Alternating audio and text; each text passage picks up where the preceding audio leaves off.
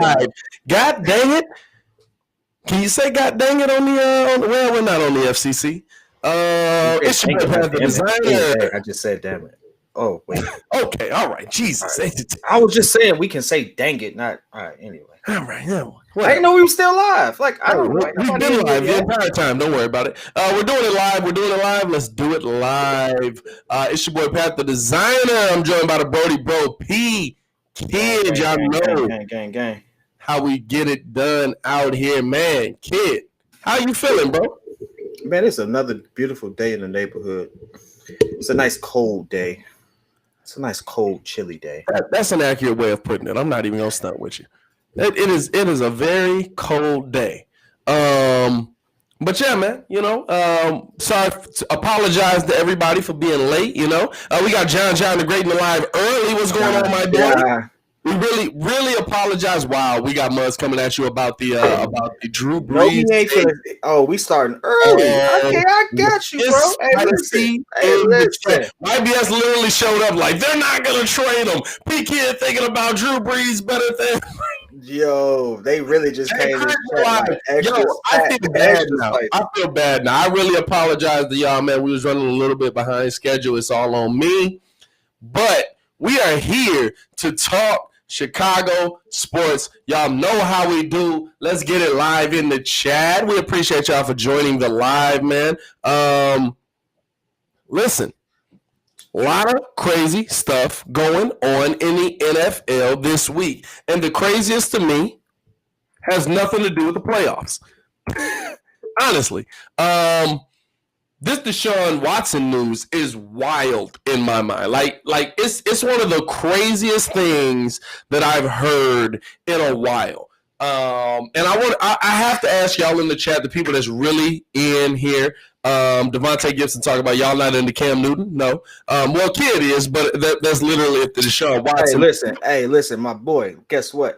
I'm with it because I don't think we're going to land Watson. Now, listen, I hope we land him, but reality is going to hit us. And then I'm like, yeah, you know what? I think we ain't going to get him. So who we pick up outside of him? I think we should be in the Cam sweepstakes if he's available. And I think he will be available. So, I mean, y'all can say whatever y'all want to say. But if you're going to tell me you will not take a Cam Newton over Mitchell Trubisky right now, you smoking. I don't even whatever you smoking. I think at this point it's like, are you taking Cam Newton over? Are you taking Cam Newton over Nick Foles? Because I really think Trubisky's out of the equation, or if he is in the equation, it's not something that's a heavy equation. We're not doing that kind of math, but no, this is really what I wanted to come to the chat with. And I appreciate y'all for joining. If you are new to the channel, please like the video. Please subscribe to the page. We do talk Chicago sports weekly. If you have been in the video, please share the page, man. We appreciate the love that y'all have shown, especially J Crit in the live. We appreciate y'all. YBS in the live. Hold on, let me shout out the OGs because that's who in here. You know what I'm saying? Jalen T in the live, Devontae in the live. You know what I'm saying? Who else we got up in here? We got Spayer in the live. Sparrows Pie. I don't know how to say his name. We got Gerald Williams in the live. What's good? I'm glad that y'all joined up. Kid, I'm going to ask you a question. When you think about NFL minds, when you think about top football minds in the game, would you say that the Indianapolis Colts have a better front office and coaching staff than the Chicago Bears right now? Yes. Would you say that the New Orleans Saints have a better front office and coaching staff than the Chicago Bears right now? Yes. Would you say that the Saints have that? I mean, not the Saints. I'm sorry, the Steelers. Would you say that the Steelers have that? Yes. How many teams do you think it is before you get to the Chicago Bears? Oh, it's a lot of them. And so the question to me is, where in the world? Take a second real quick, bro. Take a quick second, adjust your mic. I do hear it now tweaking a little bit. What's it doing? What's it doing? You getting a little echo? Man, it's not just echo. You low and staticky. Hold on. But while you fix that, I will say this. I think this is where you're going with it. There's a lot of teams ahead of us that Deshaun Watson would potentially land or are going to go after him. And so, I'm like, this is why I say be realistic. This is why I said we should be in on the Cam Newtons and stuff like that. I say we should be in those sweepstakes because, listen, the Colts, Phillip Rivers just retired. You think they ain't gonna try to get in on the Deshaun Watson thing? Check. Should. How I sound now? Oh man, you sound better. You sound sexier now. I like that. I'll be sure. I like that. Like that. I mean, I'm gonna need you to calm down, but there's 36 inches of bullhead right here. But no.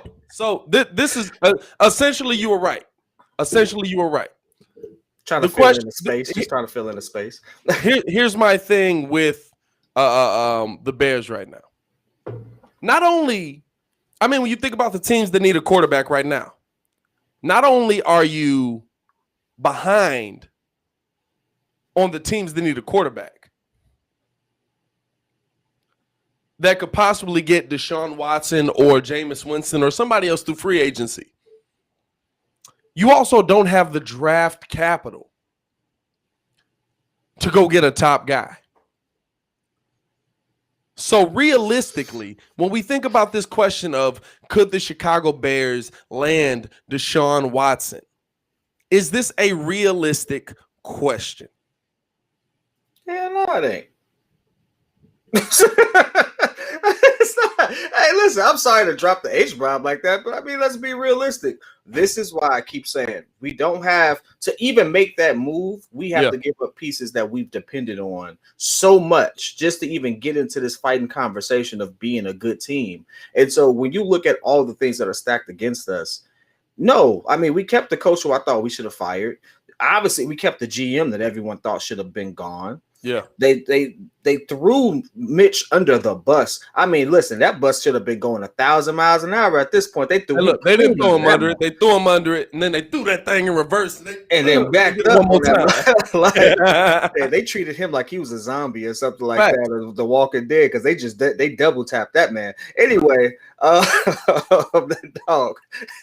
It's the. Never mind. All right. There's a whole lot of pause right there. Anyway. Whole lot of pause, my G. But all I'm saying is, based off of the analysis you gave, and that's a nice way to break it down. I mean, a great way to introducing that whole concept right there. I got a tip my hat to you, sir.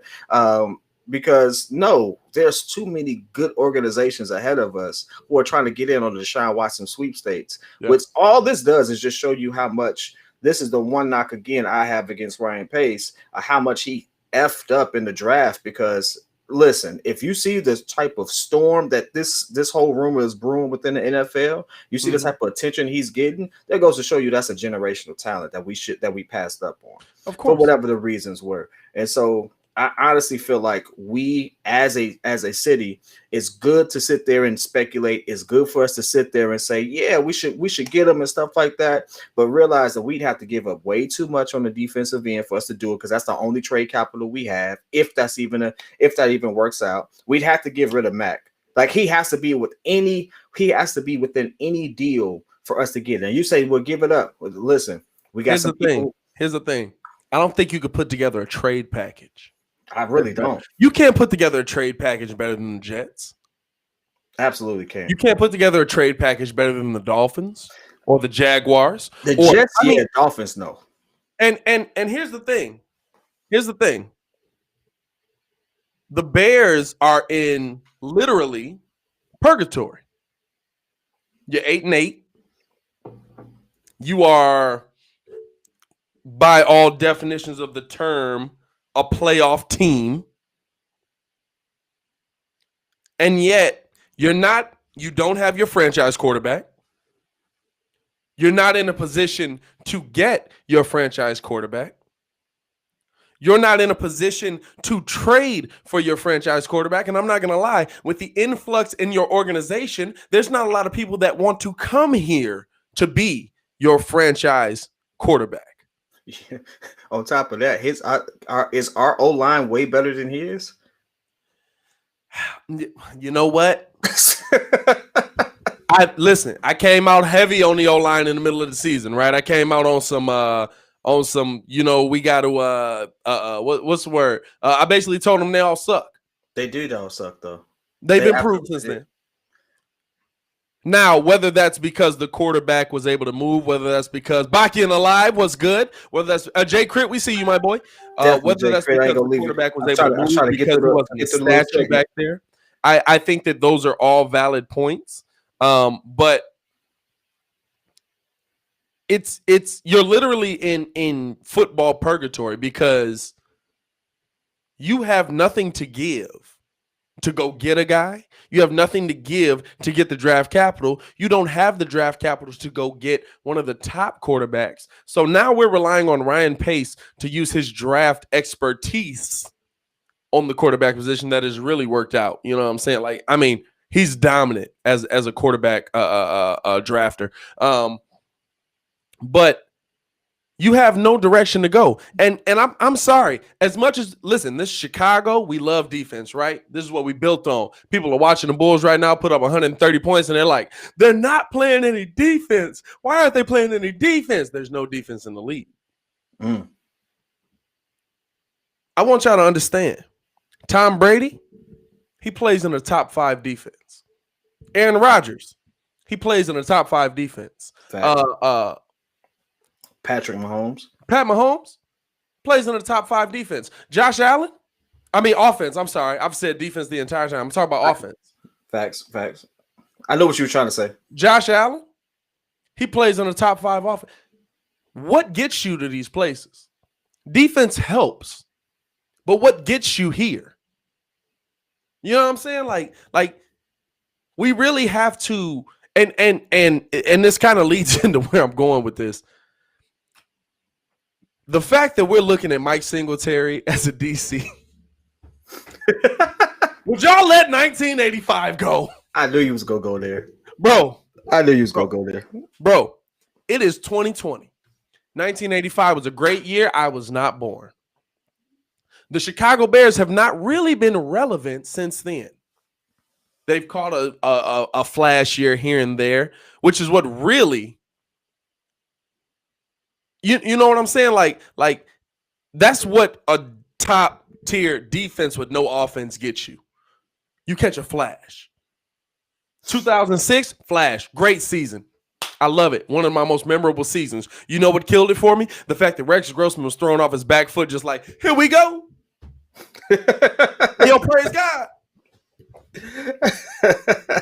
You know what I'm saying? Like, we're really looking back at that. Are we not at a point where we understand what takes off in this league? So it basically what you're telling me is the Bears are just making moves just to be making moves. The Bears are not really playing to appease the old heads. And I'm gonna be honest with you, Jay Crit's in here. Hey, Jay Crit, let us know. Are the old heads happy right now with a Mike Singletary interview? Like legitimately. Mike Singletary. And I'm going to be real with you. No disrespect to Iron Mike. Listen, he is a Super Bowl champion. How many you got? 1. Okay, never mind. 1985. He's a Super Bowl champion, though. Okay, all right. Listen. You can disrespect him. You say, well, I'm not going to disrespect him. He's got 1. He's got the Bears' only 1. And to this day, in 2020, he played for one of arguably the greatest defense to ever be assembled. Legitimately. I can't take that away from him. But there was a lot of help for him to be great. Yeah, I was about to say. There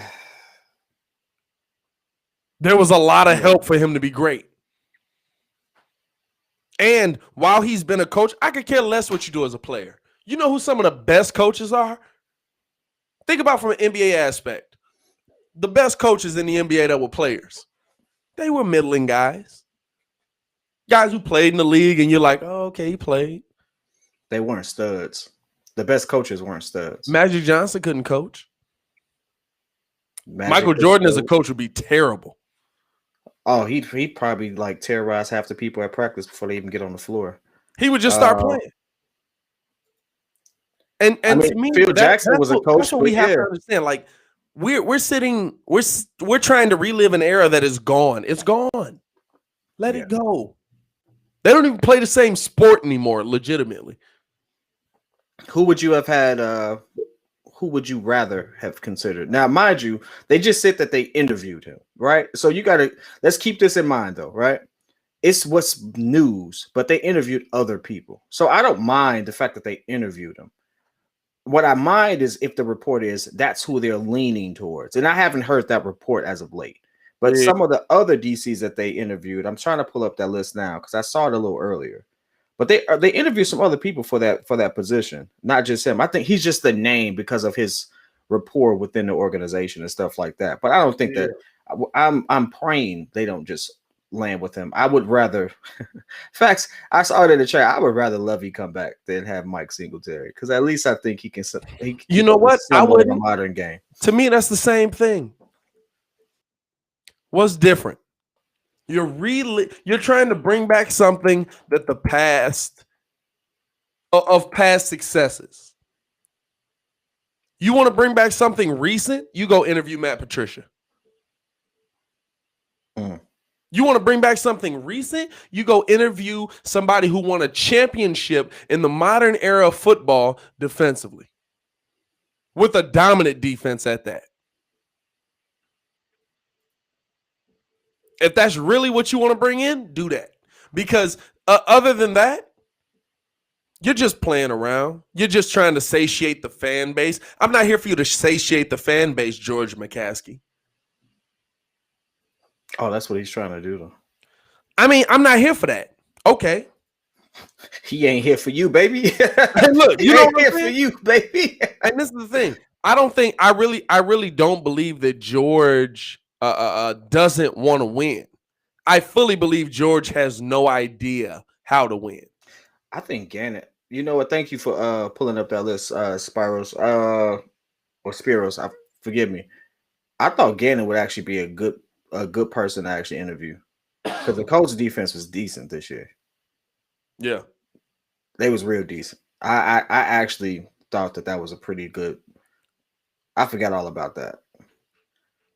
And I had him. I keep going back to the end. He was on my fantasy team, so they loaded me up with some points. So I kind of appreciated that too. Right. And shout out to the. Hey, listen, this is so off topic, but hey, listen, shout out to the legend Phil, Kill Phil. Putting in a good 17 years. Philip Rivers retiring. He's doing big things out here, my boy. Listen, he is going for kid number 10 already. He's probably in overtime right now. You know what I'm saying? Because listen, the picture I sent you had me crying, bro. That mug said, "Now we can start our family." I'm like, wait a minute. You didn't just start it all the way. You got 9 kids, dog. 10. He has 10.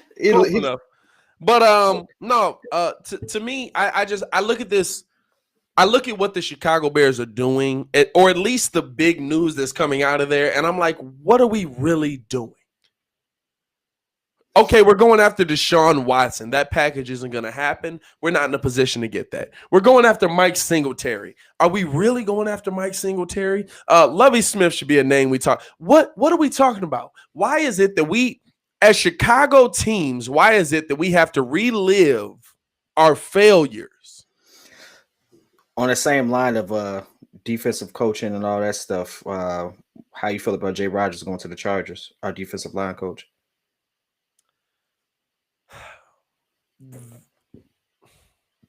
He followed because who they just hired as the head coach? He's from the Bears organization. He was under Vic. It's oh Lord, hold on, Chargers head coach. I think their defense is going to be crazy. Brandon Staley. Mm-hmm. He's following Brandon Staley over there. I think that's something that you see a lot in the league. I think you lost somebody that you really thought was going to be the guy to step up. But if you lost him, it's probably because Matt Nagy has told him, I'm not hiring you as my DC. because you would think that somebody would want to be in a position to continue working with the guys that they've had success with. But to me, I'm okay with it. Okay, go interview the best. I don't need Matt Nagy to be the best head coach. I need him to be the best CEO. You're literally hiring somebody to run a business. What does Mike Tomlin do? Dog, here's the problem I've always had. It's a problem I've had, and this is where we've butted heads throughout the entire season, because you've been big on him not losing his locker room and stuff like that and being able to rally the troops, but he doesn't manage well. Right? Agreed. He doesn't, and that's the thing. And but so at this point, I need you. If he's not the guy, I don't care who the guy is at this point. The Bears need to be good. I'm sick of watching. Since I've been good, we've never seen a quarterback. We've never seen anything but a great defense. Let's say they give us 12-4 again. If he gives us 12-4, you know what happened? He probably stopped calling plays and he figured out how to manage a team. I'm willing to deal with you if you give me 12-4. You know how many blemishes are hidden if you give me 12-4? Oh, like the ones that the Steelers had when they got blown up before they got blown up by the. Can we just mention how wild that game was? Just a side note. But that was a wild game. Hey, look. Anyway, they also lost 5 of 6 going into the playoffs. So, like it wasn't all rainbow and sunshine. You know what I'm saying? But this is the thing. Like, I don't need you to be the best head coach. I need you to be the best CEO. Realistically, the only thing my head coach needs to know is when to challenge, when to call timeouts, and how to manage the locker room. Realistically, if you're a great play caller, that adds to it. If you're an offensive mind, that adds to it. And that's really Matt's biggest detriment, that he's not really an offensive mind, which is what he was brought here to be. But if you're going to go find a head coach or you're going to stick with Matt, I don't care what he does, as long as he puts the people in position to be successful. And we've had this conversation. You know what I'm saying? Like, it's the conversation of, if I hire you to be my manager and you fail, I need to fire you. Mm-hmm. The same thing is for Matt Nagy. If you think Bill Lazor's the guy that's going to call plays, that's going to be successful, leave him there. If you don't, fire his butt. Get somebody else in here. Omar in the chat, I appreciate you. I see this question come up. We are working on those live call-ins as of right now. We are not doing those, but hey, keep locked in with us. Stay tuned. It is coming up. I got you, my boy. Coming up real soon. Coming up real soon. Don't even know what's coming, man. We about to have something for y'all. We've been working. Well, listen, I've just been sitting here just asking Pat what to do. So Pat's been working hard. So I give him his full. Hey, listen, all he said was put out videos and show up. I was like, okay, I bet. So I put on videos and show up. That's it. But listen, here's the thing. All that's great. I think realistically, we need to start having another conversation as to what we need to do for our team. We don't belong in the Deshaun Watson conversation at all. We don't. I know that's what we want, but guess what? Is Robinson coming back?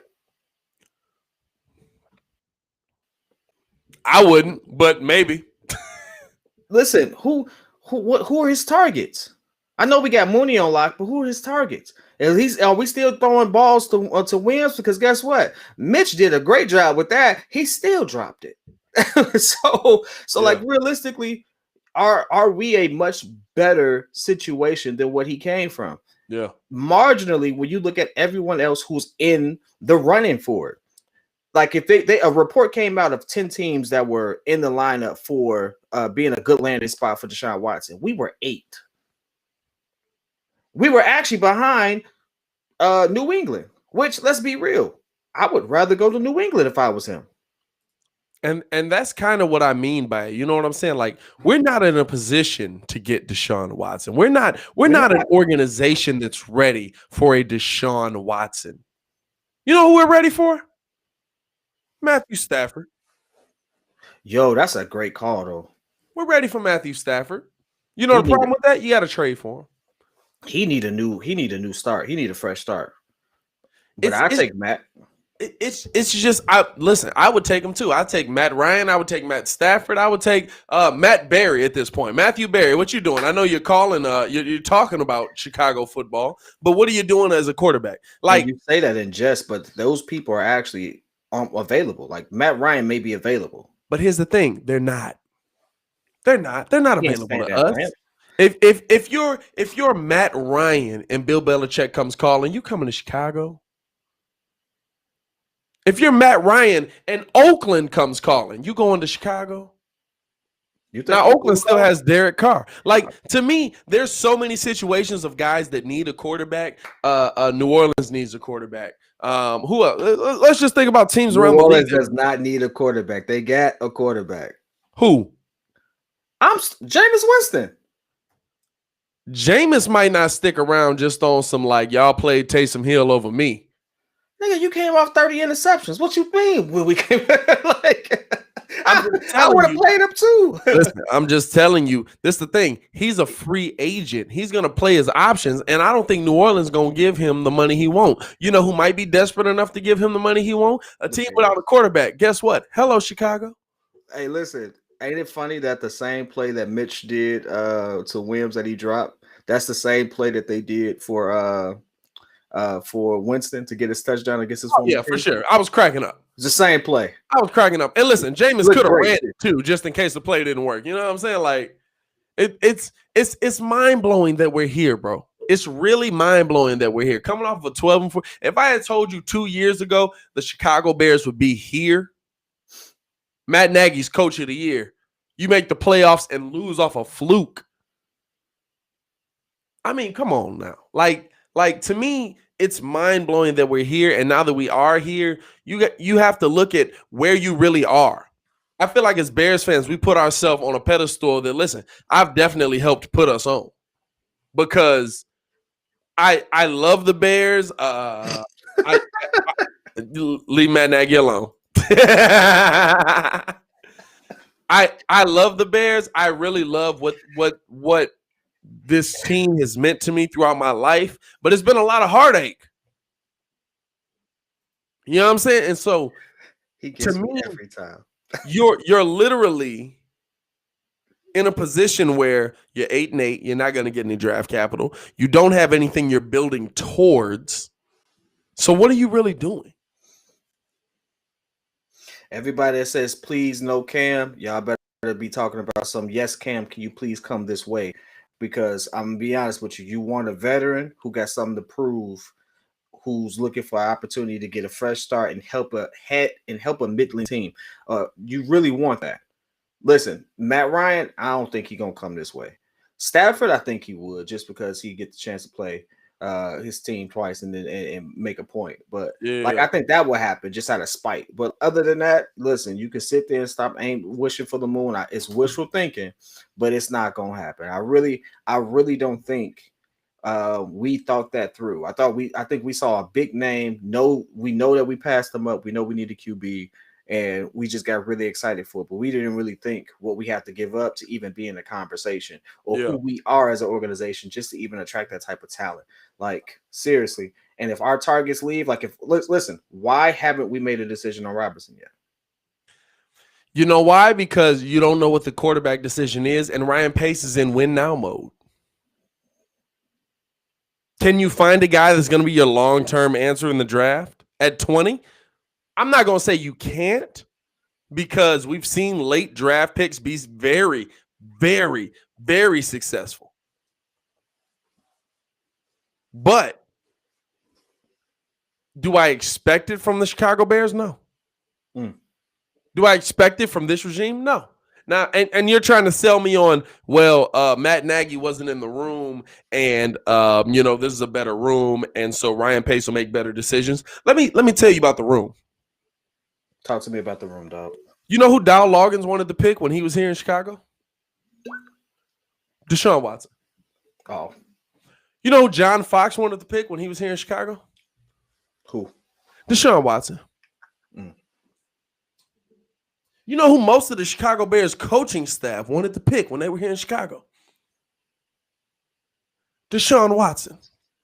And so don't talk to me about, well, we have better culture in the room. Because if your dumb general manager had listened to the room the first time around and at least sat down with Deshaun and had dinner with my man, at least sat down with him and talked to him about, what do you feel about winning the national championship? You might have him in the building already, and we might not be worrying about a franchise quarterback. So when people talk to me about the room might be better, Matt Nagy might be able to help decision making. Yes, Matt Nagy did sit in the room with the big names that picked Pat Mahomes. He was a driving force in the selection of Pat Mahomes. But at the end of the day, we ain't got Pat Mahomes. And we ain't got Deshaun Watson.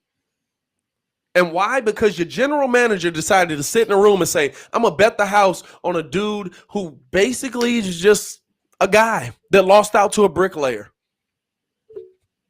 and had a good playoff game or a good bowl game. That's what happens when you trust the room or lack thereof. So don't talk to me about the room. You know what? The chat keeps me so engaged because, like, seriously, I be learning some stuff in the chat. Like, until I started doing this with you, Pat, I really didn't know that they didn't even interview him. They didn't even say that. I didn't know. Didn't talk to him, bro. Didn't take him to dinner. Nothing. Didn't even call him. The disrespect, bro. I'm the national. You got the number 2. You had the number 3 pick. You traded up to get the number 2 pick. Did they have 3 or 4? One of them.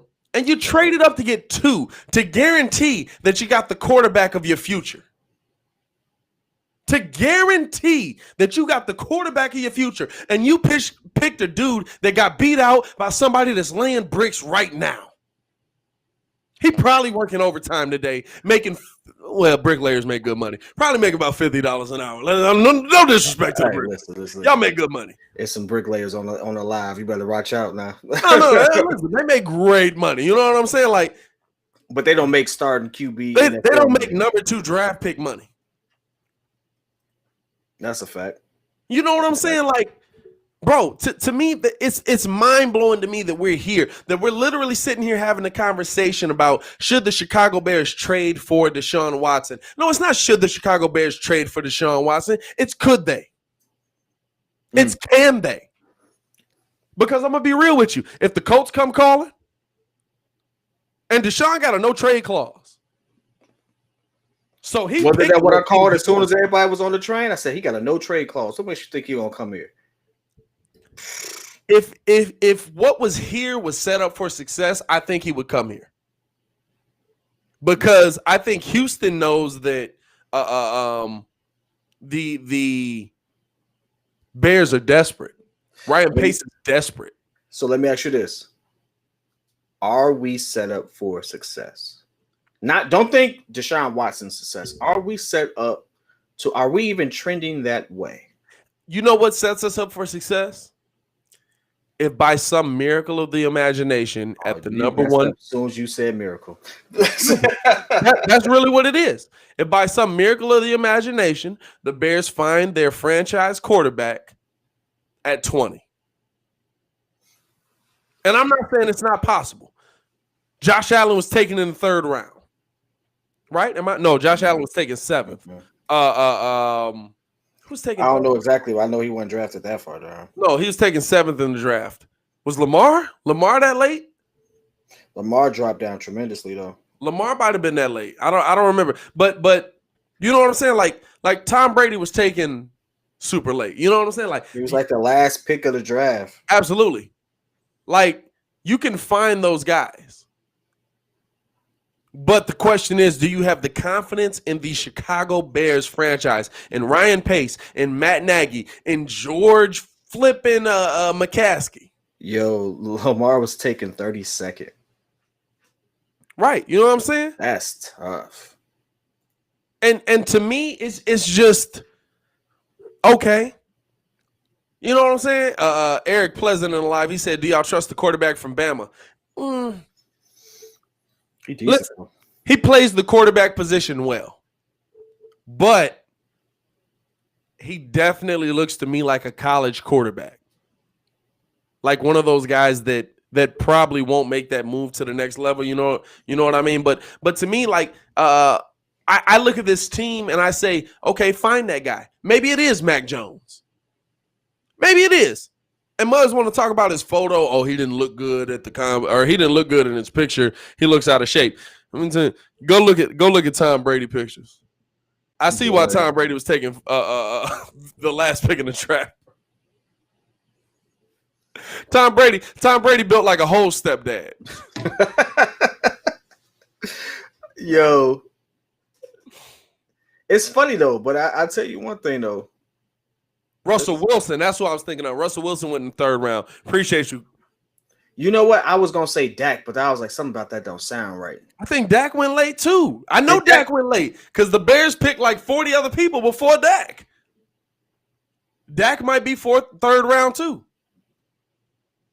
We got Google. I don't know why we ain't looking. Hey, I'm definitely Googling this month. But you know what I mean? Like, you're not. We're sitting here. We're fantasizing. In the fourth round. Fourth round. Dang. We're fantasizing. Whoa. Speaking of which, hey, listen. If we're gonna be in any sweepstakes, I'm going for Dak. Everybody, listen. Here's my picks that everyone thinks I'm a fool for saying. I'm saying if we're gonna go long with anybody, pause. We go for Dak. We go for Dak. Jesus, all right. Now I'm adjusting it because Dak was my first one. Right. Stafford is now on my list because I know he's trying to get the heck up out of there. I mean, they've wasted that man's entire career. Matty Ice, which I think Atlanta's gonna keep, and Jameis Winston. I don't think we should get Jimmy G. Absolutely not. You got that. I'll keep Nick Foles. I'll keep Nick Foles. You got that. Listen, you got that twice. Jimmy G, which one you want? You want young Jimmy G or old Jimmy G? Because you got young Jimmy G right now, and old Jimmy G's the backup.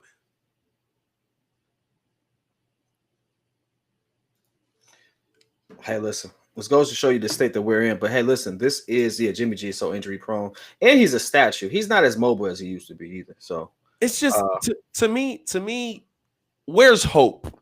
You know what I'm saying? Where's hope for this Bears team? Where is hope for this Bears team? I'm telling you, it's in a black QB named Jameis Winston. but honestly, bro, that's a bridge. I don't think he is. So LASIK just fixed the fact that he threw 30? LASIK just fixed Steph Curry's. So, I mean, Steph Curry was winning championships before LASIK. Let's not talk about that. I mean, whatever. But no, this is the thing. Let's be real. Let's be real, though. Let's be real. Tom Brady, for the most part, other than, what are we saying, 3 pieces? AB, who came middle of the season, Leonard Fournette, and Gronk. Other than those 3 pieces, Tom Brady has taken what Jameis Winston could not to a conference championship. I'm not comparing year 20,000 versus Jameis Winston. What year was Jameis Winston? How many years he give him 2, 3? 2, 3. Jameis Winston was in like year 4 or 5. I'm pretty sure they picked up his option. Listen, hold on. Because now I feel like you. Yeah, okay, 5. Yeah, 5. Listen, his system was garbage though. Like, I mean, let's not make it seem as if he just had to like. He's playing the protection that they gave Tom Brady. He definitely didn't have. So I don't care what nobody says. He's playing in the same system Tom is right now. Bruce Arians was there last year. Heck no, Brett. Listen, the check got my back. Hey, Tom Brady came in there and was like, "Hey, this is what we doing. You want to go to the Super Bowl? This is what we doing." Like, come on now. That's like literally for this generation. That's like LeBron going to a team and the coach saying, "Okay, here's the game plan." LeBron's gonna look at that game plan and say, "That's cute," and this is what they're doing, right? That's exactly what happened on the Lakers. Let me give you the difference. They ran an RPO system last season, right? Just like Tom's running. Jameis picked P over R many a times in a situation where P was not the best move. Dog, I'm trying to tell you, Tom made that man switch. Because Tampa had a couple of games where they looked real trash, and you see the clear difference once Tom Brady started barking at people. I'm sorry, nah. No, Tom Brady barking at his offensive line made a clear difference because in the beginning of the season you saw it against the Bears. Remember, against the Bears, we kept seeing penalties. Muzz is sitting there fighting. It's like, yo, what's going on? And Tom Brady like, yo, get it together or I'm cutting you. It's like, wait a minute, Tom, hold on, you can't cut me. You don't own my contract. I am the GOAT. I actually carry a literal goat with me. Oh man, just in case Muggs forget. You know what I'm saying? But even if you say that, like, even if you say, okay, Tom Brady switched the system up, whatever it is, 30 interceptions, like that's a lot. Now he threw for 30 touchdowns, 5,000 yards. That's great. But what's going to change here? Like 30 interceptions, 30 touchdowns, and 5,000 yards still didn't land you a playoff spot, and you feeling good about Jameis Winston. Hey, all I'm saying is this. I trust Jameis Winston with his 38 INTs more than I trust Mitchell Trubisky with his, like, what he had, 12? He didn't have that many this season. That's because nobody did. I think the most in the league was like 15 because Jameis wasn't there. Oh, my God. Could you imagine if Jameis had played this? If Jameis had the same, hey bro, he just beating Muggs by like 30 interceptions. If they let Jameis start on the New Orleans, I think he'd have 15 INTs, but I think he'd also set another record. I think he has the ability. He's shown that he has the ability because the team he had wasn't good. I don't care what nobody say. That team. I'm gonna be real with you. I don't think the team he had in New Orleans was good without Michael Thomas on it. That receiving core is literally just, well, Alvin Kamara, run out and catch this pass. Hey, yeah, that's true. And most like, you know what I'm saying? Like I don't fault Drew for losing. Like Michael Thomas literally came back just to be injured the entire game and not catch a pass. Yeah. So like, to me, like, even the fact that we're having this argument about Jameis flipping Winston. You count my boy out, I'm trying to tell you. Hey, listen. Hey, why he doing a black QB like that? I'm pulling I would love you know what? I would love to see a black QB here. You know which one I would like it to be? The one that we should have drafted, bro. Hey. Like legitimately, we're sitting here arguing about Jameis Winston, bro. I ain't arguing with you. That's where we are. You know what this sounds like? This sounds like to me, Tomas Stadaransky really brings stability to the Chicago Bulls offense. It's still Sato. He putting up 8 points a game. Wait a second. That's a great segue because Stadaransky really does bring balance to the offense. So I don't care While he may, we're talking about him in Chicago right now. Like we getting Magic Johnson back. Dog, Sato coming back with Coby White not having to think, getting his head out of his behind so he can actually just score, which is all he want to do. Sounds great to me. In fact, sounds lovely. We're not getting Magic back. We're getting Sato. Dog, listen. We're getting Sato. And look, we're not getting Drazen Petrovic back. We're getting Sato. Actually, that's a great segue because I was actually doing some diving on some I was just on some topics or whatever. And that whole IT and what's your boy name? LaVine connection is real.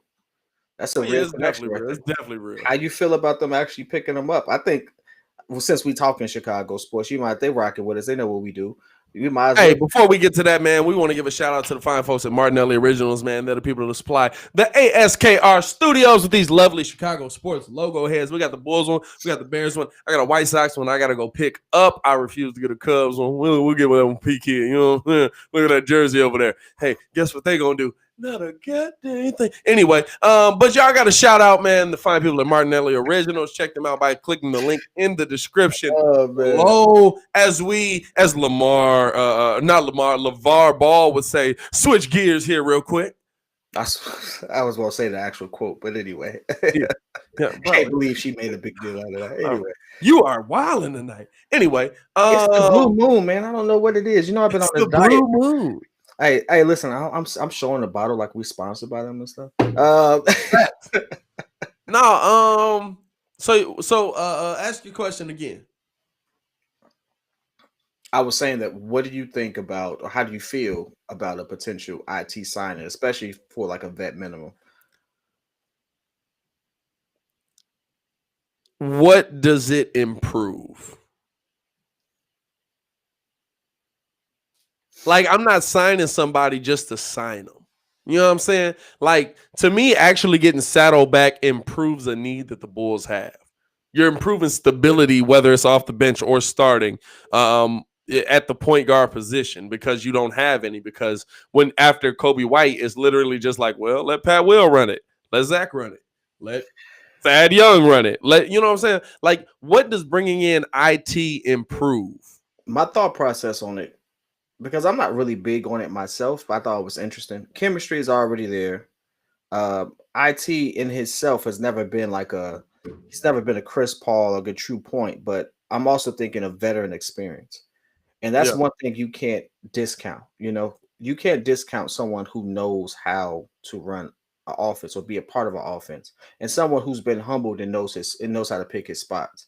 And so a humbled star or a former star like Isaiah Thomas could run this offense better than an up and coming Coby White, who has no intentions. In fact, to me, Coby White is a discount IT with more hype. That's all I see when I look at Coby White. I tried to give him a chance, and listen, he's going to be good, but we're playing him out of his position. Absolutely. Listen, Halliburton is a rookie, and I can look at that kid and I say, this guy knows how to run the position, and he can score when he needs to. He's Halliburton iffy though. Halliburton is kind of like, he's a rook though. But you know he's what? Always showing me more promise than Coby. But this is the thing. This is the thing. Technically, if we looking at it by the numbers, Coby is too. We can say he's not because of the year, because he had a year, but you got to understand that year was with Jim flipping Boylan, who basically was just a head back there making noise that the team somewhat looked at as a coach. And then it was cut short in the middle of it. I get it. And then it's not like, to me, I'd be cool with it if there was some buildup. You know what I'm saying? Like, if Billy was able to get in here and say, this is what I want you to do for this system. Let's work on this for 3 months. But legitimately, like, they hired Billy and they were like, all right, well, we're going to meet on Zoom calls. Like, that's the reason I'm saying, let's see what he can grow into, because literally, I don't think there's ever been a point guard that's come into a system that had to learn that system against, I can't say ever been a point guard, but ever been somebody that you've thrown into your starting lineup that you're counting on to be a major contributor, that had to learn that system and that position against competition that was actually trying. You know what I'm saying? Like in training camp, like your boys is trying, but don't nobody want to hurt you. Mm-hmm. In preseason, nobody's trying to get hurt. They're just trying to get to the regular season so everybody looks great. It's like, oh, he can run the system.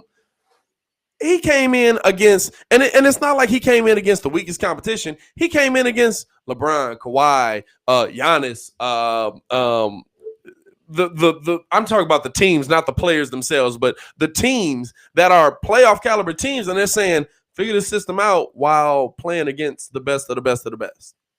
The people that arguably are going to be in your Eastern and Western Conference final. There are certain intangibles that point guards have. Like when you're playing in your position and you're playing within what you're comfortable with. Yeah. That's come naturally, right? And so we can make the excuses of, new coach and all this stuff, right?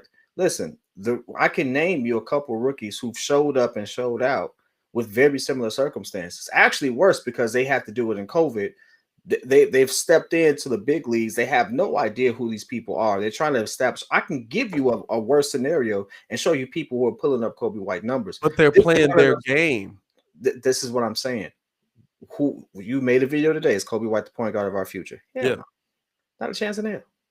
He's a 2 guard. Let him be a 2 guard. And so the thought process of bringing IT in is someone who can score and seeing it's score off the bench, because we do need help on our second unit. Right. Because I'm not looking at Saddle to be a great bucket getter. I'm not looking at Arch to be a bucket getter, but we need somebody on the second unit to be a bucket getter and someone who can control the flow of our offense. And so I'm looking at someone being able to do that and who already has some chemistry with my star player, which is Zach LaVine, who's advocating for him, as you see him retweeting all this stuff from IT and stuff like that. So I think it's interesting. Now, do I think it's the end all be all? No, that could be a bridge until we get our point guard of the future. Right. But in that whole thought process, you say, well, who do we start? Who do we slide down? I'll be honest with you. When Laurie is on, I don't see nothing that Wendell does that he can't do. And in this era of positionless basketball, I could start Laurie at 5, Pat Will at 4, Zach at 3, Coby at 2, and get me a point and have a decent offense on the floor that could flow and put up buckets. Your offense could flow, but now you have literally just Pat Will at defense. You put that much emphasis on Wendell Carter's defense? I mean, Wendell Carter did just have a game where he had 5 steals and 3 blocks. Like, that's one game. I mean, I look at these muds. I think Wendell Carter's actually played better defensively than he has offensively. I think he's about to get cut. That's why he auditioning for his next role. Goddamn, he's not gonna get cut. He's in his second year or third year. I'm just talking. I am. Yeah. And listen, I'm not. This is my thing. I'm not saying you're wrong at the end of the day. I'm saying I'm not ready to give up on it. Because I feel like we're in an era of not even just basketball, just sports, where we're just like, yo, he was terrible his first year and a half. Cut him. Or he's only shown flashes. He ain't played consistently. Cut him. If Denver had done that with Jamal Murray, he wouldn't be there right now. Because Jamal Murray is the king of up and down. Yes, that's a fact. You know what I'm saying? Like, and all until the bubble last year, it's like, oh, snap, now he dropping 50. Oh, snap, he can score. We got to make him a 4. You know what I'm saying? Like, sometimes we want the switch to be immediate. It's the NBA, right? We see so many rookies come in and the switch is immediate. That's not everybody. Mm-hmm. I'm not willing to give up on people immediately because I don't think their game is working out. I'm not saying that you're giving up on Coby. I know you think Kobe's more of a 2 than a 1. I'm saying that we're literally seeing Coby White. We're not seeing the Coby White from last season. Essentially, we're seeing rookie Coby White. He just been in the league one more year. So he understands the business a little better. He doesn't understand this system any better. He doesn't understand being a point guard any better. You know what? I hear that, but then I disagree with it. Just as a ball player myself, I don't have to know the actual system just to make intelligent decisions at key points within the game. But if you've never been asked to make those decisions. No. You don't get that pass. Why am I rushing to rushing a shot with 18 seconds left in the late game situation? Agreed. That's not Billy called him out for that though. That's what I want to see. I want to see the rebound from that. So here's the thing. I want to see the rebound from that because Billy literally was like, Coby, come down. He take a 3 in the system, knocks it down. Come down again, take a 3 in the system, knocks it down. Comes down, take a heat check. We didn't need that. Mm-hmm. He calling him out. And I'm gonna be real with you. Billy Donovan seemed like the type of dude. If he call you out, you might be one step away from the bench. He definitely looked like he was one step away from the bench. You know what I'm saying? He like, hey, we don't need the heat check. I'm letting you know in this press conference so that when I come back here and tell you about it, you know Sato's back on Friday.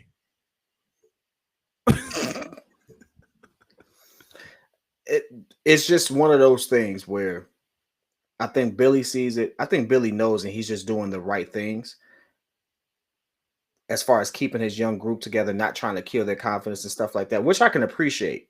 I can really appreciate someone really doing that. Yeah. But even he knows he's not playing him in a position. You can tell because he removes him at certain points of the game. Yeah. You can tell because he actually has Zach bring the ball down and Kobe's not on the floor in certain situations. Early in the game. I think he's allowing him to get in real game situations and practice what he's practicing or play what he's practicing. But he's also like, we got to win. Yeah. And for us to win, you need to be a 2. But I want you to learn. And that's why I really like, I put the video out about Billy Donovan. I love what Billy's doing. Absolutely. He's not putting these dudes in positions to fail. They might be in a position to fail for a little bit, but at the end of the day, Coby White can score. So I'm putting you in at point guard. I want you to play the point guard position. I want you to set your team up, settle them down, understand what they need to do to be successful at these points. But at the same time, I know that you can blow past the man that's standing in front of you or knock down a mid-range or knock down a three. Like, I know you can score. So that's not a position of failure. I love what Billy's doing with that. The interesting thing about all of it is we have options that are there. We even have some good, like if anyone has ever looked at the free agent listing right now, they may be older or they may be old because Jay Crossover is old. I would love it though. He's available. I know. He's available. Don't know, but Gerald Green is available. Who I think. But this is the thing. I wonder if he's serious about it. Gerald Green, I'm cool on. But I wonder if Jay Crow is serious about it. Why are you passing on Green though? Because he showed up for the Rockets. I'm passing on Green because right now you have money on your bench that is playing that role for you essentially. Like Gerald Green's not going to do anything that Otto Porter's not currently doing. He's going to shoot threes. He's going to play defense. He's a better shooter and he's a better defender and he's cheaper. Yeah, but you still got to pay Otto Porter right now. Now, if you get rid of Otto Porter, that's different. But right now, you have that on your bench. Like if they trade Otto Porter and then they'd be like, "Oh, we signed Gerald Green, great." Athleticism, runs the floor, several deep playoff runs, vet minimum potentially. Yeah, but I did the numbers on it. We could actually take it on. But who you gonna cut? Somebody, but we could take it on. You got 15 people on your team that already make more money than he's gonna make. Dog, who we gonna cut? Are you serious? Listen, the only reason I'm not saying it's some people on our roster who ain't set foot on the court since the season started. And listen, the only reason I'm saying you can't cut Felicio is because the dead money is gonna kill your cap. You knew I was going for him too. Oh yeah, for sure. I'd cut him in a minute. The neck beard is wild out here. You know what I'm saying? But this man is in competition with Abraham Lincoln for best neck beard of the year. But dude, that's crazy. It's just one of those things. If I'm being honest with you, I'm not saying don't cut Felicio because I hate him. I don't hate him. That's the wrong word. I really dislike that he's on our team. I don't hate him as a person. I really dislike that he plays for our team. You know who if leaning toward the word hate, but not hate, strong dislike, really strong. I really dislike D Wade for allowing that man to get paid that much money for throwing him alley-oops for an entire season. You disrespectful. But to me, like, you wild for that. Hey, listen, that's wild, bro. Like you bogus for doing that to us. You knew what you was doing, then you went back to Miami and then retired. Like, come on, bro. But cutting Felicio to me, like, okay, you lost that money. You're going to pay him that money anyway. Where does Gerald Green fit into this rotation if you don't get rid of Otto Porter? Because Otto Porter's already in Billy Donovan's good graces. Well, how you figure? Because he's playing a lot. And he's playing at the end of the fourth quarter. Like, he's playing when Pat Will is not. And we know Pat Will is in Billy Donovan good graces because he like, look, just go out there, play LeBron. Wait a minute, bro. I've been in the league 14 games. Play him. That's why I felt like he wasn't, because he started him over Otto. I feel like he started him over Otto because he understood what the future was. He probably knows coming into this season, we're trying to move somebody like Otto Porter. Because think about it. How Otto's playing right now, if you're the Lakers, or the Clippers, or if I know I'm moving Otto, that's exactly, if I'm trying to move Otto, that's exactly why I make some moves to get like a Gerald Green, because Gerald Green is literally last season put up the close to the same numbers on limited minutes. Gerald Green at any point, and you're also asking Gerald Green to come play when Gerald Green probably knows those same teams I just named are going to call him midway through the season. I don't know about all that. Why wouldn't they? If I'm the Lakers or the Clippers, or if I'm the Milwaukee Bucks, or if I'm like, why wouldn't I? Heck, Toronto just cut Alex Lynn the other day. Why wouldn't they call? They looking for answers left and right. You know what I'm saying? Like, there's going to be those championship teams that are going to call. Why would I come? Because they know I'm going to play defense and they know I'm going to be and I'm going to shoot. I'm gonna come in. I'm gonna shoot. I'm gonna come in. What are you here for? I'm coming in and I'm shooting. J.R. Smith got a contract last year, just because he was homies with LeBron. J.R. Smith got another ring. Yo, I just thought about that. That's wild. Yo, he does, don't he? J.R. Smith got another ring, bro.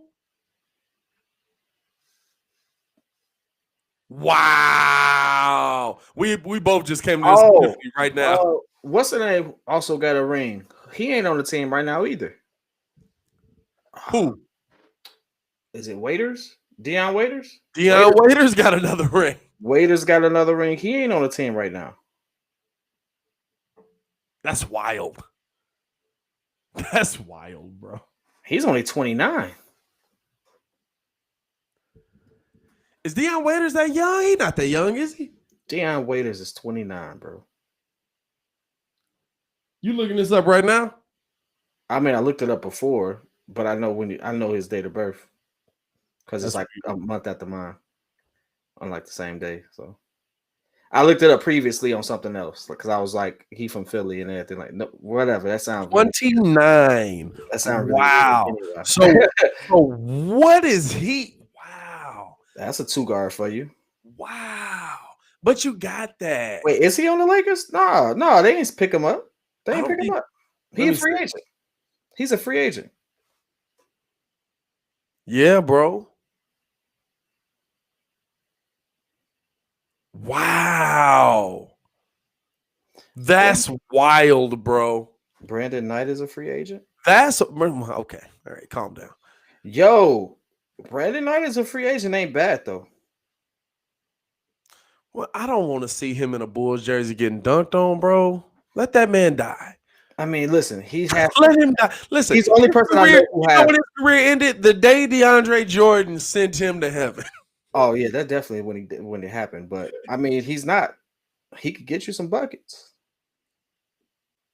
He actually has some. He actually showed up. Now that I think about it, it's like I get the IT connection, but I would rather have waiters. I really would. Nah, I'm cool. I mean, I'm cool with this is the thing. This is what you have to think about. By the way, while we in here, let me say this real quick before we get too off topic. Well, we not off topic. I'm finna get off topic. 6K. 6,000 subscribers. I appreciate y'all so much, Joe. 6,000 subscribers. We just hit it during the live. Facts. That's what I'm talking about, Joe. Congrats, my boy. Y'all out here showing love, bro. Like, man, I wish Kid was here so I could bust open this Crown Royal Crit. I'm gonna be there Friday. I know we gonna drink it then. Man, 6K, bro. That's crazy. Dang, that's crazy. I appreciate Hey, listen, but I'm still over here just appreciating my 71. Bro, but you eating too, bro. Like I'm telling you, bro. It just start for me to just start like 28 days ago. Bro, I'm telling you, bro. Like I love y'all don't understand, G. I love this. I love interacting with y'all, bro. Corey, you absolutely one of the 6K, bro. Omar, shout out to you. Julian, shout out to you. Does that say Ichigo? We got anime in the chat. Ichigo, shout out to you, my boy. Go slay some demons. You know what I'm saying? But don't worry about it. That's an anime thing. Don't worry about it. Shout out to everybody in here. You know what? Shout out Jay Crit. Shout out to you, bro. Definitely, bro. Jeffrey, shout out to you, my man. Man, that's crazy, bro. That's great. 6K, bro. 6,000 people is rocking with me, bro. How much was it? Like, what was it, like 2,000? Like earlier this year, bro. I started the year at under 2,000. Bro, it was under 1,000, bro. Stop playing. I started the year at under 1,000. No. Well, I mean, okay. Let's caveat it. We're in a new year, but I started the year at hey Corey, yeah, PK got a channel, bro. Make sure you check that out. That's in That's on the Breeze page. If you go to the top link, P Kids should be the first channel that's up there. It should be the first thing you see when you get on there, man. Which is another big thing because he ain't got to do all that. So I appreciate it. Bro, you, bro, man, we out here, bro. The journey, bro. Like the whole podcast just shifted when I seen that. Like the journey is ongoing, and the fact that y'all rocking with me, and the fact that, man, that I know it, like we don't know each other personally, mostly because I haven't been able to have events. Like I really plan on having events where I get to meet y'all face to face. You know what I'm saying? Because I really do rock with y'all. The fact that y'all vibe with me, but you know what I'm saying. The fact that I know y'all, you know, Crit, Sam in here, man. Sam Baki is in a OG. You know what I'm saying? Jeffrey, you know what I'm saying? Like. It's wild, G. That's wild. That is wild. Blessings, y'all. Hey, I appreciate just brought something up. You are getting watched in Europe, bro. Who said that? Oh, yeah. Oh, yeah. Crit talking about, man, I mean, yeah, I guess. Yeah. That is crazy, ain't it? Man. That is crazy. Let me throw that up there. That's crazy, bro. I'm really humble. Y'all gonna make him have an emotional moment. Nah, I'm not gonna cry or nothing. Like I ain't cried in probably 10 years. But dog. It's probably the problem. But PK, one of those 71. Definitely, hey, Roseland Survivor. Hey, check, which is funny though, because I was actually riding through Roseland. If you from the town, it goes down to Roseland. Yo, I rode through Roseland. I almost got pulled over twice just because. Like seriously, it's like they was looking at the car all weird and stuff, bro. I thought I had a moment. I was like, oh dang, I ain't gonna make it home in this piece. Like what that mother said up in that what he said? Well, a big celebrity, a case we long for. You a pirate? Why you got that eye patch on for? Fun. Yo, I was going through that joint. The detectives was peeping like real hard. I was like, always, bro. They be sitting in the cut, don't they be? Dog, hey, listen. That's legit. If you from the town, man, listen, that's a fitting title right there because it goes down. Like, we got Inglewood in the chat, Eric Pleasant. Hey man, listen. Right now, if gentrification was a word, it'd be Inglewood. Hey, when I went through Inglewood, I saw somebody walking their dog, their little lap dog. Man, listen. Yeah, Corey, I appreciate you, my boy. Thank you. Hey, listen, we got all off topic. Hey, listen. Did, bro, but I feel like that was an acceptable get off topic. No, but sincerely though, I appreciate the hard work you put into it. Y'all don't understand. Me and Pat talk every day, and Pat really does put a lot of time. Like most of the videos he's making, he's doing right before work at 4:00 in the morning. Like literally, we're doing this right now. He's gonna have to get up at 4:00 in the morning to drop the video before he goes to work. Come back, do it again at another podcast. Then we're gonna call the show Friday. You know, maybe he rested. The man don't sleep. I thought I didn't sleep. That man not healthy. Sleep. It's not healthy. Don't live like me.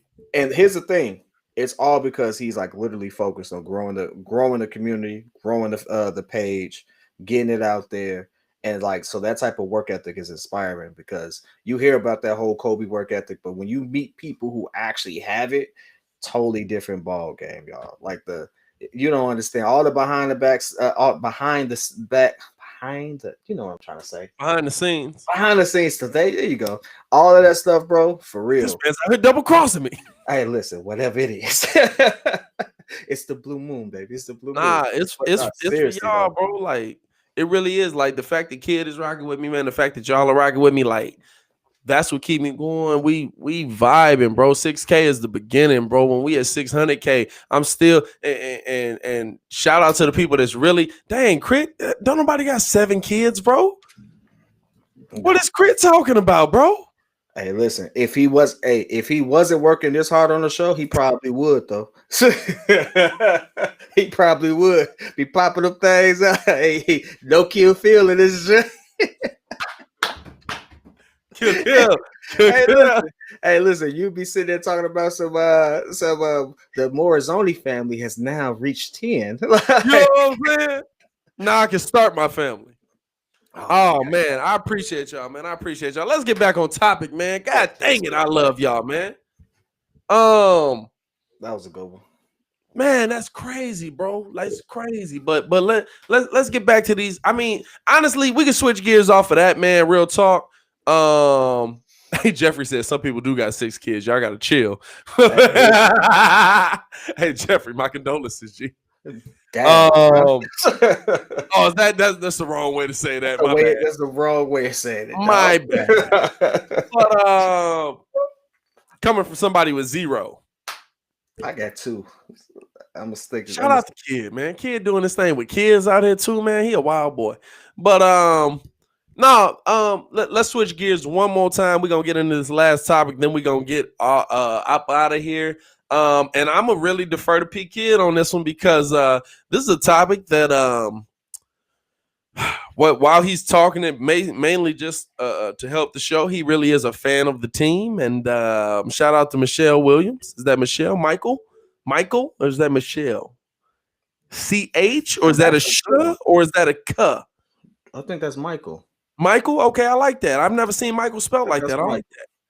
I'm gonna be real with you. What's going on the north side, bro? Man, screw you. Listen, the reason I say that is because y'all don't understand. I live closer to the Cubs. I mean, closer to the Sox. He lives closer to the Cubs, technically. Yet for some way, somehow, I got grew up. Because right now I'm probably closer to the south side than I am the north side. Do me a favor. Take your address, put it into to Google Maps. Let's do it right now. Do it right now. Let's see which one it takes it. I guarantee you that honestly, real talk is probably the same distance both ways. Now that I think about it, because you know I'm dead in the middle. It probably is, but anyway. Let's see. Oh shoot, I don't know the name of the stadium now. What is it? Guaranteed rate? Yeah, it's guaranteed rate, which is the dumbest thing ever. Dumb as heck. All right, so I'm 20 minutes from guaranteed rate, right? I'm 20 minutes from guaranteed rate. 20-minute lie. You're a 20-minute lie. No, legit, 20 minutes. I'm 29 minutes from Wrigley. All right, anyway, so check this out. Like I said, before Google lied about it, he lives closer to the Cubs stadium. Okay, that's wrong. Listen, I got to drive to your house. That's wrong. Nah, you know what it is? It's not taking traffic into account right now. That's a good point too. It takes an hour to get to his house when I was only 6 miles away. Hey, but anyway, so no, listen, Mike Nice in the chat. Mike, what's good? We avoided arbitration and all that stuff. Listen, I haven't put out another Cubs video because I really don't know what the heck we doing. Like, I get the whole we avoid arbitration. We might keep Contreras for a little bit, reset, but they just gonna move him. So at this point, like, yo, no, I don't know what's going on. You tell me. What's going on. The only thing I keep seeing is the Blue Jays keep making moves. The White Sox keep making moves. Hey, listen, the Astros, man, who else made some moves? Everybody made some good moves. Listen, Q went back and linked up with Joe Madden. You look real upset by that. This ain't even he went and linked up with Jake Arrieta. What it looked like is we got rid of our entire bullpen. That's what it's looking like. We deplete our bullpen. Although I would say Davies is not that bad. He did have an all-star year, like a great career year last year. It ain't bad, but I mean, but this is my thing, bro. I don't get the move considering that. That's the thing. None of it makes sense. Yu Darvish had a career year. Well, he was turning the corner. He actually did have a career year. But none of it makes sense. It don't. Like, look, this is my thing. Lester walked. If you're going to rebuild, which I see a lot of people saying, the Cubs are rebuilding. They're not. You know what happens when you rebuild? And listen, coming from somebody that rebuilds, Jay Chris said table flip. Not my team, my boy. Man, listen. But I would flip this table if it wasn't all my equipment on top. It's gonna come though, dog. Like, man, no, this is the thing. I've been through the rebuilds. You know what happens when you rebuild? You trade Chris Sale for nothing. Not nothing. You got Yoan Moncada out of it. But you trade Chris Sale.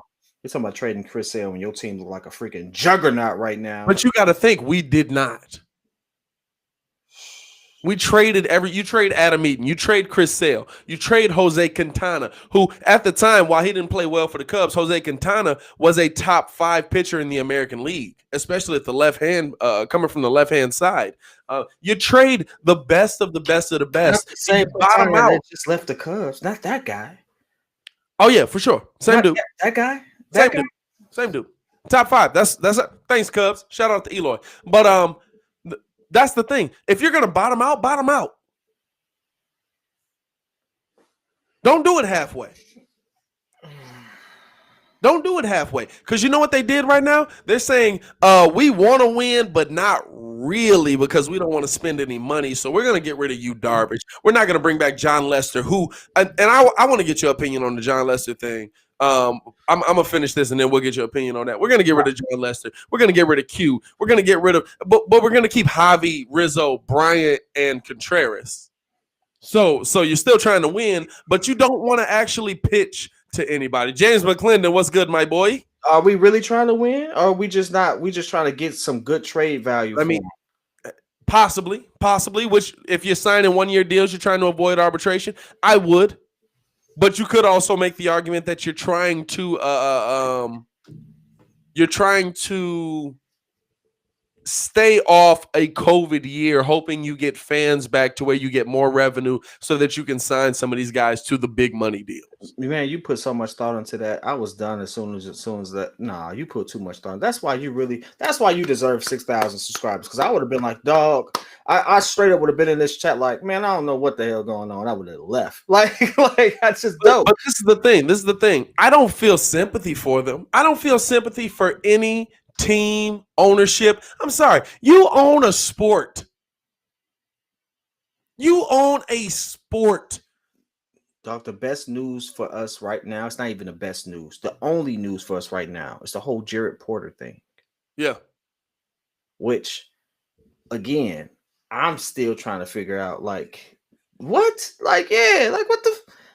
And all the things that could be good news for us, that's news for us, not good news. That's it. On his Ron Isley right now. What the hell is going on between the stadium and my home? Man, listen. And so now they're going to do that whole investigation and stuff like that. It's just interesting. Now, it makes you wonder. That man is wilding. That man was wild, bro. Wild, bro. How you just go show up, meet the chick from Japan, and just be like, "Dumb, so you see this meat?" We can't joke about that. I want to. That's like I got a bunch of jokes for it, but we can't. We can't. The PC. We're not gonna touch that. We about to make big moves. We're not finna get canceled. We're not finna do that. I wish. No, heck no. Listen, for any women in the chat, we apologize. So I don't know. But no, seriously, it makes you wonder. Is that type of conduct and all of that stuff right there? Is that a reason why some of these moves are happening now too? Because it's funny how the Porter thing happened, and then Lester walks the next day. Here's the thing. So I really want to ask you your opinion on Jon Lester, because this is the situation that goes down with Lester, right? Lester wants to be a Cub, waits for the Cubs to make an offer. Cubs don't make an offer. Doesn't tell his agent to call the Chicago Cubs. Calls ownership himself, cell phone to face. Yo, I really want to be a Chicago Cub. I don't care what it's going to cost. I don't care if you got to defer the money. Pay me whatever, $5 million or whatever you want to give me. I just want to retire a Chicago Cub. And y'all said no. Now, business move, why pay him? Right? It's $5 million that you can't make up. But you're not spending $5 million on anybody. You're not saving that $5 million on anybody. I'm not gonna lie to you, bro. While I do believe that from a business standpoint, I understand why you let them go, but it's not like you're letting them go a year too early versus a year too late. This is one of the most disrespectful moves I've ever seen in sports. It's disrespectful because, like, when you really look at the contract that he signed with the Nats. For those who aren't aware, it is very similar, but that's a gloss over. The man signed for $5 million. He took 2 this year, and said, hey, agree to a $3 million bonus in 2023. Facts. It's not even deferred and paid out in increments. It's literally a bonus in 2023, all in one lump sum. Facts. So I tell you what this is, and I hate to bring another sport into this, but I have to because this is the most recent reference to a situation like this. Yeah. Anybody watched KG talk about why no one wanted to come to the Bulls for a long time? I have. I've seen it. You've seen it. I've seen it. Yeah. Talk about how the organization did they superstar. Did Michael. How the organization did Mike, right? Yeah. Because of how they did Mike, no one wanted to come, right? When you really put that into perspective, I feel like that's going to be the exact reason, the exact thing that kills the Chicago Cubs for the next couple of years because of how they just played Jon. Because realistically, it wasn't about money. He was willing to do what, like you said, he just wanted to retire a Cub. And now they can't even do that. They didn't even give him that decency. Every sport, every organization, and listen, every team that, especially the Cubs, when you have such a drought like we have, I think anybody on that team that got us out of that drought who says, hey, I want to retire a Cub and they're on their last leg, you give them that dignity. There's not one organization in sports that I can remember. Depending, because if you're still trying to win, but we're not. That's why I said depending. But if you're still trying to win, if you're still trying to compete consistently, like say the Cubs are I mean coming off a season like 2018 where you're in the NLCS, right? They were NLCS 2018. NLCS. And you're like, you know what? We need to retool. We need to get some things together so that we can get back into contention the way we want to be. I'm sorry, Jon, we love you, but we're going to have to let you go because we have to pay this guy and his money is the money that you want. You're not. But here's the thing. Paid Javi Baez and now baseball chump change. I'm going to say the word chump change, but listen, send me some of that chump change. But you paid Javi Baez and you paid Chris Bryant and Anthony Rizzo and Wilson Contreras chump change to keep them for a year. You couldn't get this man $5 million deferred. Heck, he was dang near willing to take $400,000 payments over the next 10 years. Give him $2 million with $3 million deferred. 2 years. Well, that's what I mean. I'm saying $5 million deferred as the contract. That's essentially what they gave him. It's a $5 million deal with half the money deferred. What I'm saying is that when you say, hey, when we're talking about them not having money, they're talking about the money for this particular year. Yeah, they have $2 million. And so with that being the case, it's one of those things where it's like, bro, they did that man dirty, and I think that's gonna really come back to bite them in the behind. I think it really is. Players talk to players. People want to see that report. They're gonna be like, man, that's wrong. Especially what y'all did for him. That's wrong.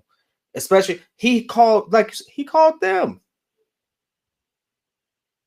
Yeah. If he calls them to make that deal, they didn't even give the decency to give him a heads up to let them know what was going on and try to work something out. Guess what? That's bad business.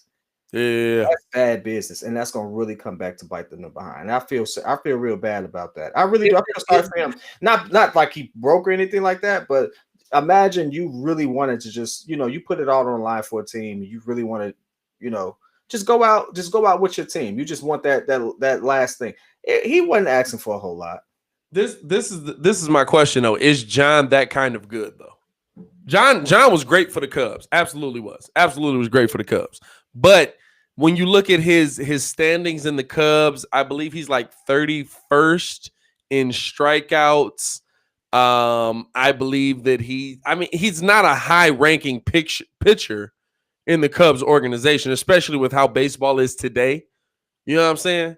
Not strikeouts. I believe he's 31st in games started. I don't know where he is in strikeouts.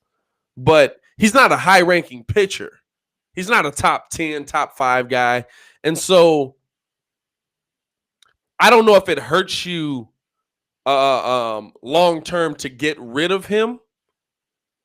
But to me, it's just disrespectful that you looked at him and was like, yeah, We know you're our World Series champ, and we're really not trying to compete this year because clearly we traded everybody who would have made us competitive, other than the guys that could swing a bat. And even though we have one of the worst pitching staffs in the league, we're going to move on. That's what's disrespectful about it. It's not the fact that you didn't bring him back. It's that you didn't bring him back while you have a horrible pitching staff other than Kyle Hendricks. Is that true? The White Sox just signed Trevor Bauer? Did they just sign Trevor Bauer? No. Unless it just happened while we're on this live right now. Dog, if that happened right now, I was about to flip. Hold on, let me check. Because Twitter is going to know immediately. Let me check. Don't be messing me up in the chat. Hey, Ben, I'm telling you right now, Benjamin. What did he say? He said White Sox just signed Trevor Bauer. Don't be dog. I will cut this live short. Dog. Well, we're about to get off anyway, but no. Wow. Hey, number one trending topic, which means the Nets definitely lost tonight to the Cavaliers. Oh, they definitely Trade Kyrie. Let me see. Trevor Bauer. Yeah, I got nothing. Okay. All right. Listen. Yeah, I got nothing. Hey, Trevor Bauer is definitely messing with us, though. He is. He's definitely messing with us. Hey, let's end this on some stuff that most of our P1s actually rock with. What is your take on whether or not the Bulls are actually going to make a move to get Zach what he wants? What do you think they should do? Hey, listen, everyone's talking about this season, stuff like that. We got to remember, Zach may be coming up Zach should be having extension talks real soon. 2 years.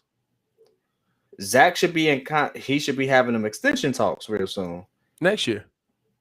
So with that being the case, well, they're not going to wait till next year to have those talks. You have mild conversations, but I'm just listen. This is the thing. We move so fast, bro. Like that's the era we in. Like we gotta watch.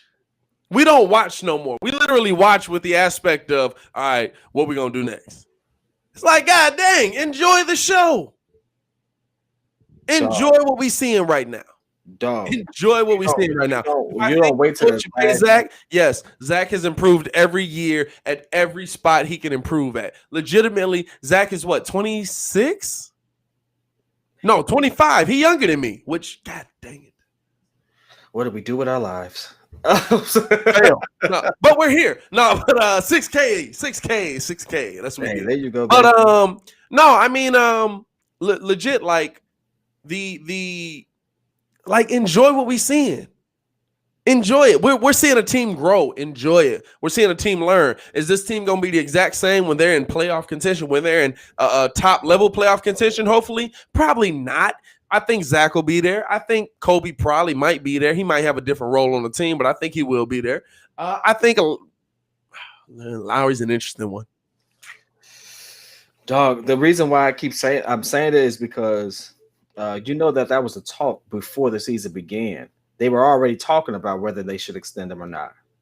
And so now that you see the production and stuff like that, you see what people are getting on them type of extensions and stuff like that, it makes you wonder, yo, he would have to get a max extension at this point. Yeah, you got it. I think the only thing you can offer him, well, if you pay him this year, you don't have to give him the max. If you pay him next year, you got to give him the max. Because I believe after next season, no, you wouldn't have to give him the max because he would become an unrestricted free agent. You could give him the max if he's on your team. Mm-hmm. So if you pay him during the season, then yeah. And I'm not going to lie to you. Listen, I like Zach. Zach is a player that's improved every season. For the ones that be hating on Zach, I be like, I don't know what y'all see. But I'm really not ready to have that conversation with Zach. Like, that's a mid-season conversation next season. To me, the conversation we need to have this year is Lowry going to play well enough to have that conversation be about him? I'm going to be honest with you. I think you definitely need to shore up your star before you do anything else because this team without Zach is not this team without Zach might as well be Detroit. Nah, Yeah, dog. They might as well be Detroit. no, no. Because I think you have You see other. my eyes? I'm waiting for this one. No. I think you have other guys who could score at a high level if you ask them. And it like I think Coby White plays the 2 guard role in that situation. So he's in a position where he actually is Coby, go score. You know what I'm saying? He's actually in that position that you think he needs to be in. And Lowry's definitely playing above level as of right now. Now, whether he's able to stay healthy, that's very different. But like I said, bro, like while Zach may be there, I'm not willing to have that conversation yet. Let's watch what we see. Let's see where Zach is at. If by the end of the season, Zach is an all-star, absolutely pay that man his money. Just like Allen Robinson, pay that man his money.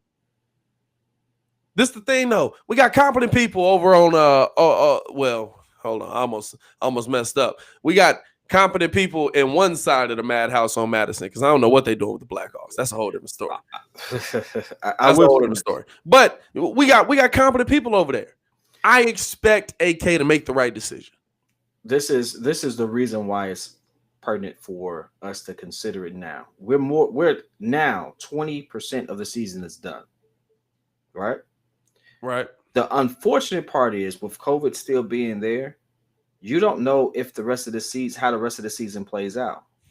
So from what you've seen, you may very well have the only sample size you will get if COVID takes its part, because even today the Wizards are trying to postpone games and stuff like that. Other teams were like, it's becoming a real thing. They're increasing the protocols and stuff like that. A lot of this season is not it's not a sure thing right now. There's a lot of things going on that people are talking about even extending, not having so many back-to-back stuff. It's interesting how these players can't dap each other up after a game, but they can stick each other 92 feet. I don't get it.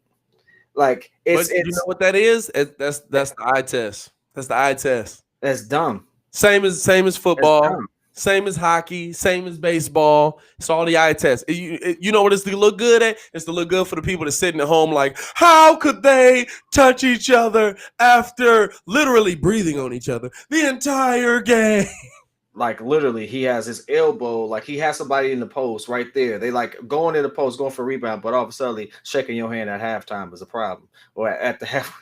Listen, you know what I'm saying? And this is the thing. It's optics. It's all, make it look good, but they not stopping, bro. The NFL ain't stop. The NFL ain't stop. Baseball ain't stop. Baseball had a dude playing third base with COVID that came back out after the World Series like, what's good, my boy? We won that thing. Let's go. You know what I'm saying? Hey, they're not stopping again. They're not stopping it. They're not stopping again. So this will not be the last sample size you get of this team. This season is going to finish. We're going to an NBA Finals. I don't know how I'm gonna be real with you. I haven't even looked deep into how the mid-season playoff is gonna work out. I'm really intrigued on that. So I gotta look into that because I think that's after what? We're at 14 games. That's another. It's actually supposed to be 15 games away. Yeah, it's 15 games away, essentially. You know what I'm saying? It's after 37. I've been looking into it. And the reason why I've been looking into it is because this season and the way that the play-in works and stuff like that, it totally changes everything. Yeah. It totally changes. And everyone's sitting there saying it's a long season. No, it's not. This season is going by fast. 20% of the season. You know what? I love it. I'd rather have this than anything. I hate 80 games. Because if you trash them last 20 games, they're just like, come on, just keep losing. But if you go them last 20 games, it's like, come on, let's get to the playoffs. Hey, but with the play-in and the tournament, they practically playing 82 games. I like that. You're right. But I don't think your top teams don't play it, right? Break it down. You know how it's going. Your top teams don't have to play it. It's really just teams 10 through 8, depending on how many games back they are. Right. So far. And it's still a very fluid thing. So that's why in the video that I did expressing how, although we're the 11th seed, I mean, we're still competing for a 6th spot just because everyone's between 3 and 2.5 games back. Right. And so at this point, it's it's one of those things where it's like the new format makes it more competitive for teams like for Eastern Conference now, because the Eastern, ironically, is not the weakest conference, but still is the weakest conference. It's funny how that worked out. But that's mainly because of COVID. COVID and injuries.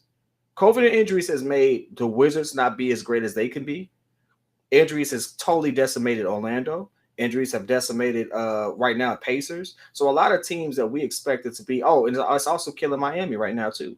So a lot of teams are being affected by that. So that play-in actually starts to shape up and make it more competitive because, I mean, we can expect Miami to make a late game run and stuff like that. It's a lot of things up in the air. And so the whole thought of should we even be talking about extending Zach and stuff like that is because let's say COVID stops this season midway. We're now in the next season. What happens? This is your only sample size. That's a realistic thing to consider. And do you give him Jason Tatum money? Facts. Is he a better player than Jason Tatum? Because that's the type of contract he'll be looking at. A Jason Tatum type contract. No, I think Jason Tatum got the Supermax, though. Jason got the Supermax. So Jason got what, 188? That man got a big bag, though. Like big bag. At the tax, but I think Zach is looking at about 120 to 150. And the way he's actually going about it, he should be thinking 150 all the way. I'm not. This is the thing. To me, it's not a deal where you're giving, where you're giving. Now, mind you, I said he should be thinking that.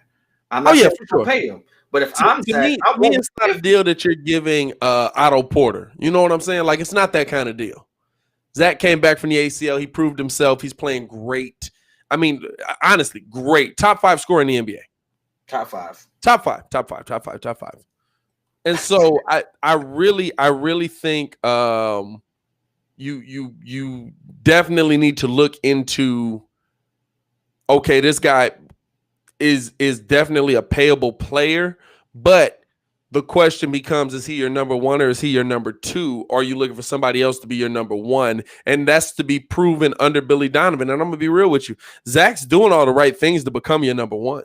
Zach's saying, I want to play the number one player on the other team defensively. I want to be the guy that's coming down the stretch defensively, taking those shots. Offensively, I want to make sure that people are looking to me as a leader. We saw Zach in that last game when we thought they were going to run down. He's calling his team together. Yo, we got to get this together. Get your heads out your butts. Let's make this happen. You know what I'm saying? Like, we've seen that from Zach. And so, to me, Zach is doing everything you need him to do. I think just because we didn't draft Zach, it's kind of weird for us to put our mind around it.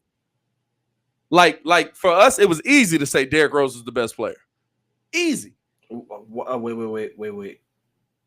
What are we struggling with right now of saying Zach is the best player on the team? It should be not saying that he's the best player, but saying that he's a number one. He is a number one. I think so. I think he's a number one on, but here's the thing: 4 other people who actually for sure. I only know 4 other people in the league that can do something he can't do. For sure. But I think when people, you think about one of the other people. When you think about Bradley Beal, is Bradley Beal the number one name on that team? He should be. He is. He should be. But I don't watch enough of Washington sports to say he is. He is.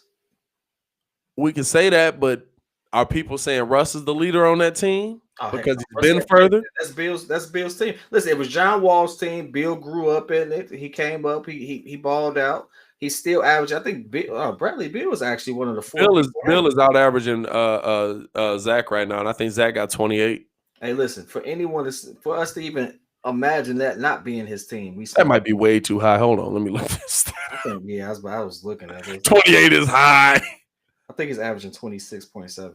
NBA top scorers. Okay, all right. You gonna give me all time? God dang, had to look at Kobe right there. And RIP to the GOAT. Wow. Brad Beal is number one scorer in the NBA, 34.9 points. KD is number 2 with 30. By the way, while I said we're gonna have to see how he came back, came back pretty goddamn good. For everybody who said Stephen Curry's washed up without the rest of his team, Stephen Curry is 3 with 28.2. Dame Lillard is 4 with 28.1, and Zach LaVine is 5, 27.2. So I said 28, not far off. This goes to show you how wild the NBA is, because Nikola Jokic is the assist leader for the NBA. That's not wild to me at all. He's averaging more assists than Luka, Trey, Chris Paul, and Ben Simmons. That's it. Oh, it's hey, Jalen is tripping right now. You know, I have to shout him out, G. Jalen is tripping right now, yo. Hey man. I'd get out of here with that one. Shut it down now. You know what I'm saying? I feel like it's time to go with the 36 inches of bullhead over here. But I really appreciate y'all, man. 6K is crazy to me, man. Y'all know I'm gonna be showing big love. Make sure y'all go support the Brody too. Hold on, he over here. The Brody too. So that his channel get up to this level, man, because he is on his way. I mean, what'd you say, 28 days? You're over here. There you go. Boom. Yeah, I said over here. You said 28 days? I'm trying to figure it out for me. I'm like, which way should I point? Yeah.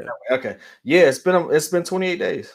71 channels for 28 days. Like, that's crazy. Like, all the other videos that was on there was the stuff we was testing, but like when I actually went live with it, yeah, it's been 28 days.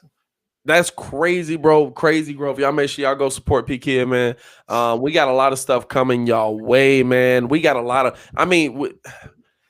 once we work out all the litigations of this deal we working on, litigation's good word, right? Once we work out all the litigations of this deal we working on, man, I'm gonna announce it on here because there's something real dope coming y'all way for the people, especially for people that like can't just sit here and watch a YouTube video for hours on end. We got a big announcement coming. 36 inches of bullhead big. 36 inches of bullhead big, my boy. You know what I'm saying? Shout out Martinelli Originals. You know what I'm saying? But nah, man, I really appreciate y'all for tuning in with the kid, man. I was talking about me, not P Kid. But man, make sure y'all keep watching the content, man. I also want to say this. I don't know. Kid has kind of brought it to my attention as well. I don't know if y'all have experienced this, but apparently sometimes he don't get the notifications that the channel posted a new video. And so if y'all could just, if you're on YouTube, just check the channel every day. I post, if I don't post on a day, it's either because like it's a weekend, like that's not an important day, or that is an important day, or like it's during the week because we're gonna go live for a game or something. So make sure y'all check the channel every day as well. If y'all got the time, because I literally post almost every day. I don't know if y'all getting the notifications or not. YouTube, I guess you said it's a couple YouTubers that was talking about that basically YouTube was honing them on that. Oh yeah, a ton of them. And it's been going on for longer. Way like I thought they fixed it by now, but this stuff that, you know, when I first started following people, even start following you last year, 2019, this is issues that YouTube sent out those notifications late. Like I would get the notification for a video that you told me you just posted, and I'll go watch it. I'll finally get the notification maybe like the next day at like 11 o'clock. Yeah. And so it's like, if. And so I did it on several different systems too. So not just mine, my wife's and stuff, the same thing. It just comes randomly. And that's weird. It's really weird. YouTube do that with random people too. Shout out to Mike, man. He said he get them. So if y'all not getting them, just check the channel, you know, all the time. Because like I said, normally if I'm posting a video that day, it's going to be up around 11 or 12. Tune into that. Kid kind of got the same algorithm working on his channel. Make sure y'all checking his channel out as well. Man, we gonna get up out of here, man. We're gonna see y'all Friday for the next live. I'm probably gonna post a video tomorrow, but we're gonna see y'all Friday for the next live, man. We're gonna be calling the Bulls game. Kid gonna be in studio. Jay Crit, we're gonna crack this crown, man. We definitely crack the crown finally, man.